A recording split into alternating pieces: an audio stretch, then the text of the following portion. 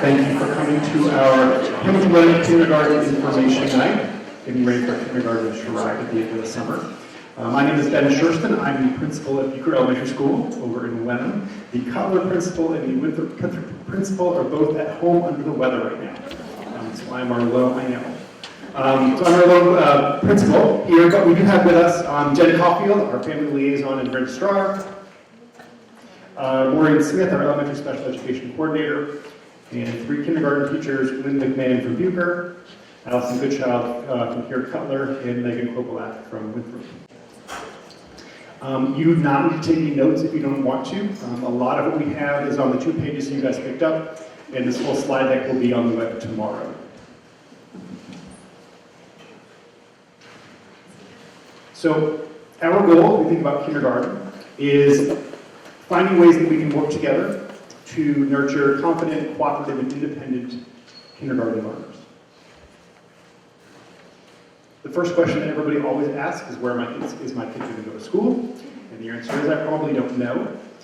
The first thing we think about is, do you already have older siblings in the system? If the answer is yes, then your family's going to stay together and your younger kids are going to go to the same school. After that, we look at class size and we look at geography.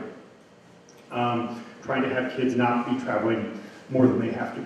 Where it does get tricky is there are different years where we have different numbers of siblings coming in. I typically at Bucher have 15 to 17 siblings. Out of my 40 slots, a couple of years ago I had 27 siblings. So there were some bummed out parents who lived in what are typically Bucher neighborhoods, but I just didn't have the slots because so many of them are taken up by siblings because we really need to keep those families together. The elementary schedule, we begin at 8:25 in the morning, all 5 days. On Monday, Tuesday, Thursday, Friday, we get done at 2:57. On Wednesday, we have an early release, and we are out at 12:45. Morning supervision begins at 8:15, so you can drop kids off as early as 8:15 if you're walking or if you're driving. Please not before that, because we won't have any adults up front to keep an eye on.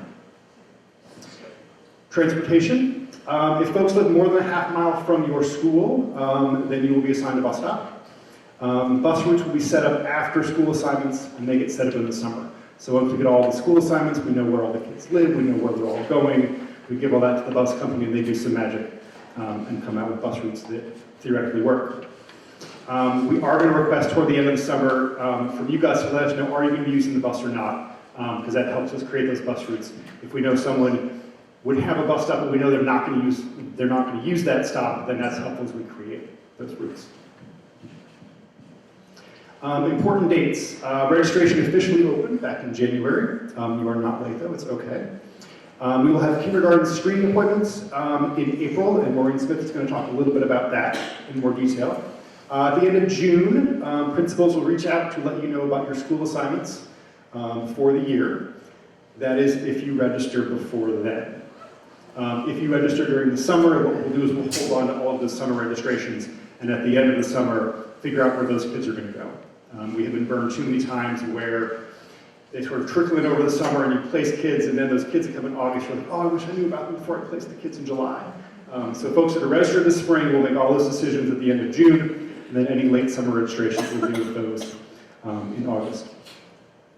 On August 29th, we will have school visits where you will be able to come to your school to see your child's classroom and meet their teacher. You'll also at that point find out who their teacher is, kind of finalize all that stuff right at the end of the summer. On September 3rd, an opportunity to come to the schools to visit, and September 4th is the first day of school. September 4th is a Wednesday, which is a short day, which is very helpful for kindergartners because they're going to be toast after that first day and even more exhausted after the second day. And I think, Jen, are you talking about registration? Hi everyone, I'm Jen Caulfield. I am the family liaison as well as the registrar. All of our registrations are now online on our website. It's hwschools.net, or you can scan the QR code. If you are an existing family, you use your current Aspen account to create a new student registration. If you are new to the district, you go in and there's instructions on how to create a new Aspen account. You cannot create an Aspen account on an iPad or your phone. You have to do that on a computer. And if anyone needs access to a computer or help with registration, you can call me or email me and we can set up an appointment, or usually we can work it out over the phone. If you have questions about Aspen, I will send you to the Aspen Help Desk, which is also on the website, that email, because they are the only ones who can help you with password resets or if you get locked out after so many times. I know Maureen may hit on this, but our pre-K in Hamilton Wenham over at Winthrop do not need to re-register. What else? More importantly, your student will have to be 5 by September 1st, and students that are going to be 6, if you've done an extra year of pre-K, we ask that you reach out to either myself or one of the principals, and I can put you in touch with them just to discuss placement, whether it's appropriate for kindergarten or first grade. Great. Before you start your registration, there is a link that has this list on the website. I encourage you to find these documents in advance. Not everybody has all of them handy. And have them at the ready. You can upload a PDF, you can even upload a JPEG, as long as I can visibly see all the details on the documents. And again, if you have any questions during the process, shoot me a quick email. I work full-time, so I'll get right back to you, or you can call district. And now Maureen. Hi everyone, I'm Maureen Smith, the preschool and elementary special education coordinator. So I coordinate the kindergarten screening process, so I'm just going to tell you a little bit about it so you can understand what's happening, what's going to happen that day. So why do we screen? Kindergarten screening is a state mandated process to allow schools to assess incoming students to determine if there's any areas of potential need. And the reason for that is just to ensure that school districts are providing for young children as they're entering kindergarten, either through a more comprehensive assessment or through intervention services or through any supports that may be needed as students are entering into kindergarten. So we screen in areas of language, fine motor, gross motor, and some early readiness skills. So what to expect on the day of screening. Those are the days that we're looking at screening. The school are tentative. There may be some changes. So something to note about the dates. Where you screen doesn't matter, doesn't have any bearing on where your child will go. So go to whatever day and time works for you. Jen Caulfield, around about a month before, will be sending out a sign-up genius and for you to sign up. So sign up for a date and time. It doesn't matter where your school is. So on the day of screening, you'll bring your child to the school that's assigned. When you receive your sign-up genius, you'll also have a questionnaire. So we're going to ask that you complete the questionnaire and bring it with you on that day. And you'll meet with a school counselor to go over your questionnaire, talk about any areas of need or questions that you may have about your child, and your child will then go separate from you and go to the screening area. The whole process is about 45 minutes. And so you'll just pick a time slot and plan on 45 minutes for that. After the screening, a couple weeks after the screening, you'll receive a letter saying, talking about the screening results. There's really 3 results that can come from your kindergarten screening. It's everything was great, the child's developmentally appropriate in all areas. There's some potential areas of need that we see, and we'd like to rescreen in September. And in that case, once your child enters kindergarten, they'll be rescreened. Or we may want to recommend an evaluation for special education services right at that time. That's the less likely scenario, but it does happen. So those are the 3 areas, and then my number will be there, so you can just contact me. If there's a rescreen or if it needs evaluation, you have to during the school day, right? During the school In the day? fall. An evaluation could occur right away in the spring. Okay. It depends. And the rescreen would happen during the school day. Once, It's not an additional appointment I have to right. It'll happen once your child's in school. So those are the areas, and again, I leave my number, so feel free, if you have any questions at all about the results or how your child did, just to call or email me. And that's fine. I get a lot of calls and emails after the screening, and that's perfectly good. So just a couple of other notes. If your child is currently on an IEP, either for just speech or in our integrated preschool, on an IEP, they do not need to come to the screening. If your child is in our integrated preschool as a peer model, yes, they would still come to the screening. But if they're on an IEP at all for any service, then they do not need to come on those days. Okay, I think that's it. That's that on. Good.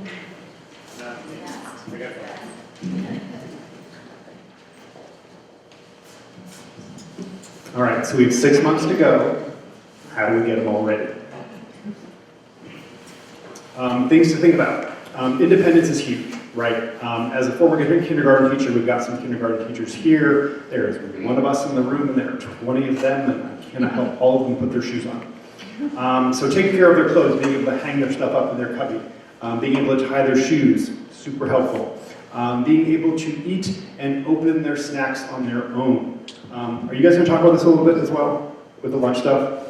Yeah, so things like Lunchables that they can't open on their own, they're hard in school. So if we can have Tupperware, those kinds of things they can open on their own, that's helpful. Obviously, if something's stuck, there's going to be an adult to help them out. But the more the kids can be independent with that, the better. Being able to use restrooms on their own, and also getting in and out of their car.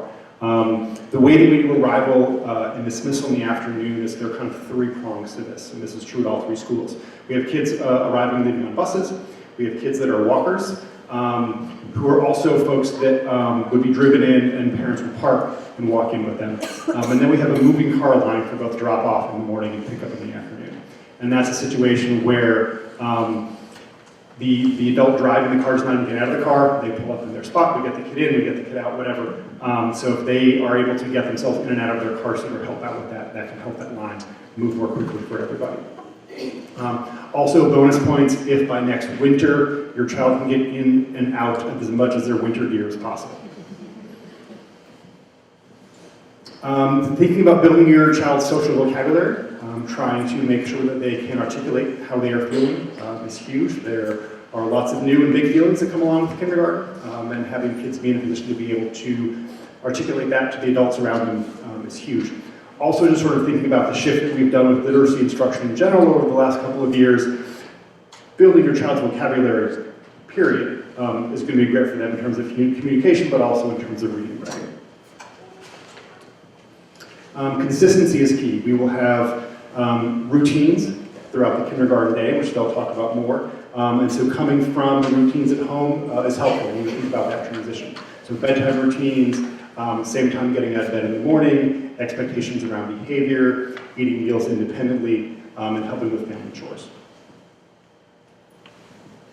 All right, so I'm going to hand this over to the kindergarten teachers, and they're going to talk about a typical day in kindergarten.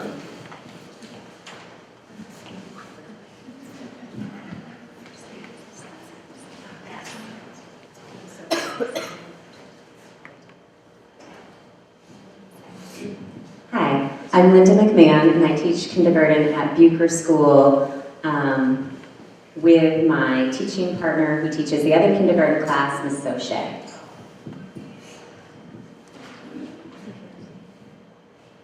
I'm Allison Goodchild. I teach at Cutler. And this year we have 3 kindergartens. Mrs. Drinkwater, Minty Drinkwater, Patty Olson are my co-teachers. And I'm Megan Kropelak. I teach at Winthrop School with Sarah Matera. So we're going to walk you through a typical day in kindergarten. But before we get started, I wanted to tell you that I spoke with my kindergartners this morning, and I got a little advice from them. I told them I was coming here, talking to the parents of the incoming crew, and they gave me a little advice.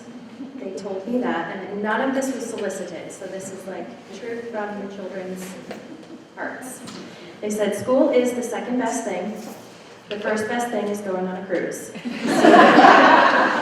Fair, right? They said in kindergarten, you will have lots of friends. And this is up for judgment, but you will stay nice and calm and safe in your rug spot. You will learn to listen to the teachers so that you don't do the things that you aren't supposed to do. You will have lots of fun. You will be a great mathematician. You will learn to count to 100 by ones and by tens. Teachers are the best. You will get really good at words and at letters. And kindergarten is funner than every other grade. So, with that being said, just welcome to school. Morning arrival will include, it starts at 8:15. The staff will greet the children at the different drop-off points. Your kids might be coming by bus, by car, by walker. There's supervised recess from 8:15 to 8:25. School officially starts at 8:25. At that point, the teachers will greet the students and we transition into the school to begin our day. So the kindergartners have the same responsibilities every day. And we work with the children to teach the routines and strategies that will help them to be successful and independent as soon as we can. That helps to build their confidence and help them to feel like really big kids as they enter the school. These responsibilities include unpacking their snacks, hanging up their backpacks, hanging up their coats. Some of the strategies we teach, well, it's a little bit more helpful to put the coat on before the backpack. Sometimes it's helpful to get the backpacks unzipped on the floor instead of on the hook. So tricks of the trade will teach them right away to help them be successful. If you can help them with the zipper of the backpack, that would be really helpful for us. Then we transition into morning meeting. Our morning meeting follows a format designed by the Responsive Classroom approach. This format includes a greeting at the beginning of the year. Goals for the greeting are really for kids to either get comfortable either saying their name to a group, or for some kids it's learning the names of friends in the group. Another part of the morning meeting is a share time. In the beginning of the year, this will include sharing a favorite animal, a favorite color, a favorite indoor activity, outdoor activity. And the goals here are for kids to make connections and to feel a sense of belonging, to find a friend who likes something the same as them. And also share a song. We'll have some kind of a movement. Movement's very important in kindergarten. And then we'll get to a message that will give them some kind of information about what's to come in the day. So here's an example of a message. Good morning, friends. We will go to art class today. We also have helpers. That's another important part of our classroom community, is allowing kids to have opportunities to participate. So this is a morning meeting helper who's guiding the class through the message. Some other jobs that we might have in our classroom are line leaders, door holders, office helpers, light switch operators, bell ringers. Depends on the class, really, how many people want to participate, how many jobs we might have. The daily schedule is another important part of our classroom. Kids really like to know what's coming next, so a really clear schedule for them helps them to feel comfortable in knowing what's coming next in our day. There are many components to our literacy instruction in kindergarten. Getting opportunities for the kids to have hands-on opportunities is really important for them to practice what they're learning. So here you'll see kids practicing experiences with a poem, doing some bookmaking, practicing illustrating a poem that they know, or doing some rhyming work. CKLA is the core instruction for literacy that we've adopted 2 years ago. CKLA is Core Knowledge Language Arts, is what it stands for. It's our daily instruction that focuses on learning the sounds that letters make, letter ID, letter formation, blending sounds to read words, spelling words, and learning high-frequency words. It's quite explicit and systematic, and we've seen a lot of success with our students with this instruction that we've been doing the last couple of years. The second part of our CKLA is building student knowledge and vocabulary in literature, history, geography, and science through our knowledge strands. During kindergarten, these are the topics that we follow: nursery rhymes, 5 senses, stories, plants, farms, Native American. etc. Just proving that I know how to read too. So we end the year with taking care of the earth and presidents and American symbols. Haggerty is our phonemic awareness. Oops, sorry. Haggerty is our phonemic awareness curriculum, and it's a quick 10-minute lesson that's highly interactive and a lot of fun. It's fast, and the kids really like it, and we talk about rhyming and isolating beginning sounds, the middle sound, by riding a roller coaster, and the end sound. So it's very hands-on. We blend and segment words, syllables, and phonemes, which are parts of sounds, parts of words, and then we take those sounds on and off. Every day we have a snack break, and it's just a time to refuel our growing bodies and a chance to sit and talk with friends. So it's helpful if you send a healthy, nutritious snack that children are able to independently open as best they can, along with a water bottle. Our classrooms can get hot. Currently, our math curriculum is investigations, and in investigations, we spend a lot of our time during the year counting, both by rote and one-to-one correspondence. We're also skip counting to 10. In geometry, we learn about two-dimensional and three-dimensional shapes. Right now, we're all working on addition and subtraction within 5, and gaining an exposure with hands-on manipulatives to add and subtract within 10. We need to learn how to identify numbers 1 to 20, including those tricky teen numbers. And we end the year with collecting and interpreting data as well as measurement. And these are just some pictures of children working, sorting. We do a lot of sorting. We're doing measuring. We use manipulatives. We play tons and tons of games in math. Okay, and then we all have lunch in the middle of the day. We usually have recess either before or after. Lunch is, we have some options. You can have lunch from home, or you can buy the school lunch. So the school lunch has 3 options. It's like the hot lunch of the day, which could be like pasta or something like that. And then they usually have 2 sandwich options. So there'd be a sun butter sandwich and like a deli sandwich, which is like a turkey sandwich. So they can choose. So when they come in the morning, it's helpful if they know their plan. So if they know from you, you're gonna buy lunch today, because as soon as they come in, they tell us what they're gonna do for lunch. They have like a little, in my class, they have a magnet and they go put it on their hot lunch option, and then they pick which one they wanna get. So we spend a lot of time in the beginning of the year saying, if you say you want the turkey sandwich, get the turkey sandwich. Because in the lunch thing, will say, how come I had 4 Toots turkey sandwiches? Everyone said they wanted pasta.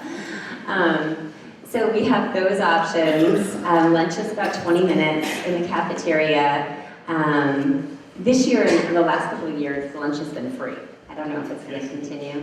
Is it going to continue? Oh, so it's going to be free again. So it's important. So they still log who's buying what for lunch. So your child will have a 4-digit PIN number that they'll be assigned. They don't have to memorize it. They will over time, but we help them to do that as they go through. And the lunch lady will tell them what their number is. So that'll be easy. And then before or after lunch, they have recess. We go outside every day, usually twice a day. So we usually have a snack recess at snack time, and at lunchtime we have a lunch recess. We go out in all weather, except if it's super cold, like under 22 degrees, and if it's raining. And then, in which case we still have recess, it's just indoor recess, which they love. So it's fun either way. For science, so now our science is really tied into that knowledge strand of literacy that we talked about. We do a lot of reading about nonfiction. We cover lots of topics like we mentioned, but they cover our science standards, including the earth sciences. So we learn a lot about taking care of the earth, composting, science, seasons and weathers, what we're doing right now, like what are the 4 seasons? What are the seasons' characteristics? what's the weather, we track the weather over time. Life sciences, so that might be planting plants or learning about farm animals, and the physical sciences. We try to do a lot of hands-on learning in kindergarten. That's what kindergartners love. That's their go-to, is to be hands-on. So no matter what it is, it could be science, it could be math, with lots of manipulatives, even literacy, playing like hands-on games so they have to move around the classroom. For instance, like these pictures are learning outside, and when we're learning about the seasons, maybe we're observing a tree outside, or we're seeing what we hear outside or smell outside, and what makes that different in fall and in winter. And then every day except for, well, on Wednesdays, Wednesdays is a little weird because it's a short day, but we have specials sometimes on Wednesdays. But Monday, Tuesday, Thursday, Friday, we go to our specials, which are, they travel to another classroom for art, physical education, library, media, and music. So in kindergarten, play is so important to us as teachers and to your children. Play is important for so many reasons. That enables them to explore in their own way that makes them comfortable. And really it's developing those social relationships with each other. So that gives them the opportunity to have conversations, to negotiate with each other. Like, I want to build a castle, I want to build a zoo. And like finding that happy ground with each other, to problem solve, and to develop language skills with each other as they discuss and problem solve, social emotional learning, it's everything. Choice time is a hugely important time in kindergarten. We do it every day, except Wednesdays. And choice time activities could be playing with blocks, they're playing with Legos, they might have a sand table, dollhouse. There's so many things that they can do. And again, that's a huge time for problem solving, social language.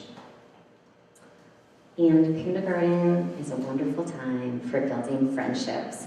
We become like a family, am I right? I get called mom all the time, every day. And with them, I mean, they just become like brothers and sisters in their classroom. And every time at the beginning of kindergarten, when they come in, and it will happen, they'll come in a little sad sometimes, and they'll say, I miss my mom, and I'll say, you just wait. This will be like a family. And actually, just like a month ago, I used to have a boy who would come in and he'd cry and he'd say, you know, I know I'm getting used to it, but, and he hasn't cried in like since September. And he said to me, remember when I used to cry? And I said, yeah, I do. And he said, and now it just feels like I'm home when I'm here. And I'm like, that's what it feels like. And that's it. Another day in kindergarten. No.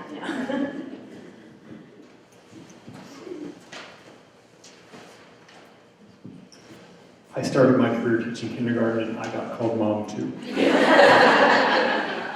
compliment. Yes, yes. Not real. Um, I know. One time, yep. I got called Anna. I was like, We don't talk about that. A couple things I was thinking about, well, thank you guys for walking us through a kindergarten day. A couple things I was thinking about. At the beginning of the year, when students arrive outside, you guys are usually outside for the first week or so. So for those first few days, all the teachers, especially kindergarten, are out there so that we can help the kids figure out those routines. Once that gets smooth, then we start sort of bringing it back to a smaller number of folks. The teachers are inside getting ready for the day. As Linda mentioned, lunch is free. It is because of state funding, so we do have to keep track of who orders lunch. It's not just for us making the right amount of lunch, but in order for us to get reimbursed for it, we have to have all that documentation. And with recess, we try to go outside as much as possible. So even if you're thinking, it's kind of cloudy, it's probably going to rain, send your kid with their stuff anyway. Because if we can get them out, we're going to get them out. So thinking about that transition to kindergarten, it's important for kids to know that kindergarten is normal. It's something that everybody goes through. Make sure that kids know how they're going to get to and from school each day. And once you have that, that school assignment, visiting those playgrounds over the summer. We have a lot of folks who talk to their kids about kindergarten being their job, right? So that is the thing that they do during the day. It is something that they are responsible for. It's an important part of what they do each day. Making sure that kids know that they're going to make new friends when they come, and that everyone else is going to be looking to make new friends as well. That even for those kids who are younger siblings who might know a kid or two, everybody's coming into a group of 20 kids not knowing the vast majority of them. And so that's something that your child is worried about, and make sure they know that everybody is in the same position. And then reading books about school and kindergarten, so that they have a sense of what they're coming into.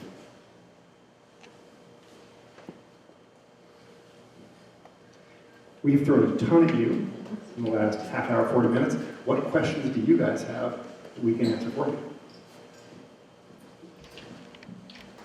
I have a preschool and my probably going to be correct. Okay. And I know she already has an asset account. Yep. I don't have to do anything about that. I already use that, but as far as registration goes, is that tied in with that? Is that something additional for us to do? If they are already, There's no need to register, you just need to make sure that you communicated that to either Donna or their teacher, because we have a separate list for the incoming HW. Okay, I did that already. Okay. yeah, so if you have a child who's at the Winthrop preschool, then we already know who they are. We already have all of your residency information. You don't need to register. Please let your teacher or Donna Brock in the Winthrop office know that you're going to come to kindergarten here, so we know that. But in terms of registration, all that paperwork has already been done. You referenced, thanks for that, Tyler, very nice, very helpful, thanks everybody for preparing and being here this evening. Question about average class size and then also like co-teaching or paras, like what is the adults in the classroom during the day, what does it usually look like? So class sizes are typically around 20. And then recently we have had part-time paras, part-time being about 2/3 of the time. So usually morning up through lunch, there's a second adult in the classroom. If there are students with any identified special needs, then there might be more adults in and out for that kind of support as well. But in terms of adults that are in there to support everyone, teacher, and then a para in the morning.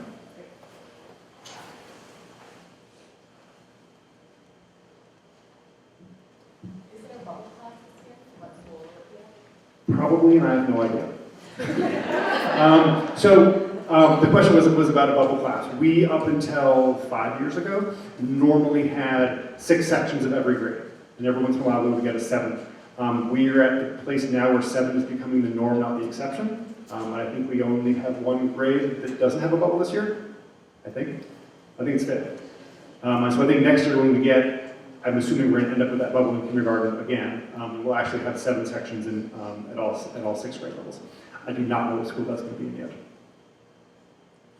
You guys mentioned math and literacy curriculums. Can you talk a bit about social emotional curriculums that are used? If it's something that is district-wide, or if that's a decision that's made by each school, and then classroom management systems, and if that's something that's school-wide or decided on each classroom? So the district-wide stuff is going to be responsive classroom.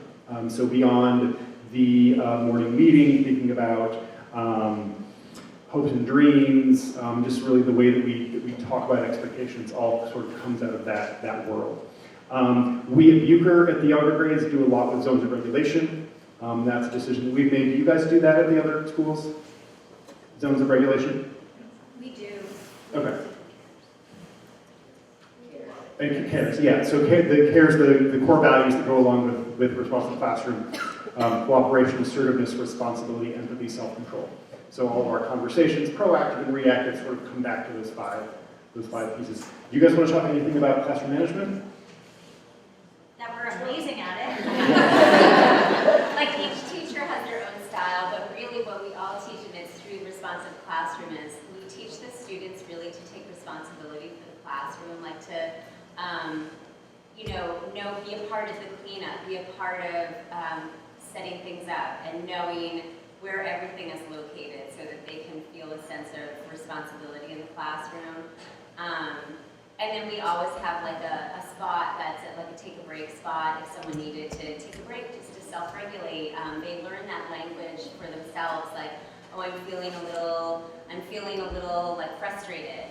They'll actually come and use that language, like, I'm feeling frustrated, I think I need to take a break. And I'll say, just go ahead. And then they know when they feel better to just come join the group. So we set up these like expectations at the beginning of the year, and they really know how to use them. And we practice social emotional learning books, and we model, and we practice again, and we have all sorts of tools at our disposal. We have fidgets, we have cushions, we have welcoming classroom environments, and we also talk about listening with our body in kindergarten. Our eyes are watching, our ears are listening, we have visuals, and we practice that every day. It's amazing the growth in kindergarten, it really is. Just thinking about when we talk about those classroom expectations and building those rules, that's a piece that the kids are a part of. And at the end of that, it always ends up being something along the lines of taking care of myself, taking care of my friends, and then taking care of the shared space and shared materials that we have in the room. The kids come up with language that looks a little bit different in each classroom, but generally that becomes the theme.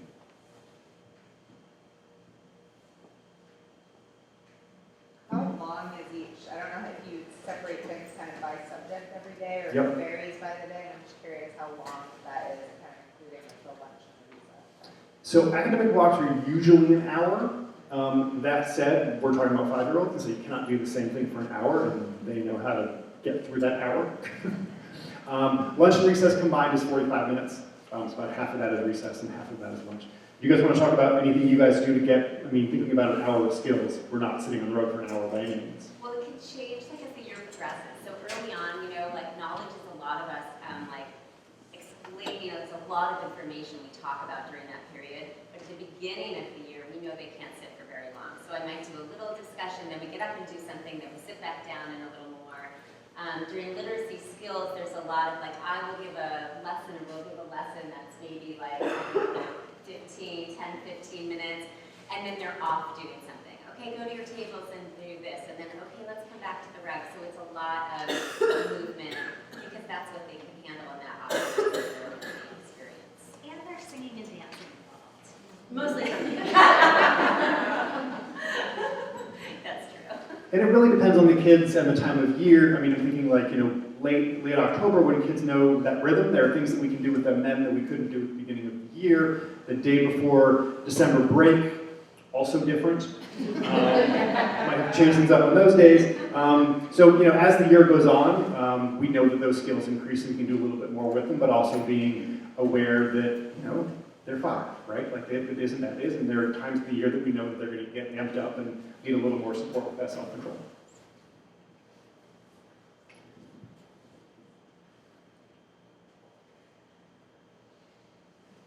If your children listen half as well as you do, and are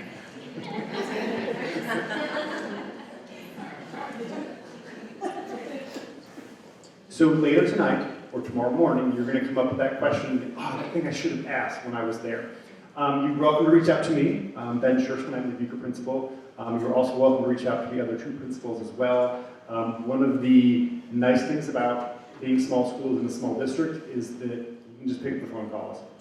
And if we're not available, then we'll find a time in the day to call you back. That's one of the nice things about only having 250, 300 kids in a school is being able to have the time to really develop those relationships with families. If you have a question about registration specifically, that's Jen Caulfield, and questions about screening or special ed stuff is Maureen. All right, well, thank you all for coming. If you have specific questions, we're going to hang out as well. But thank you.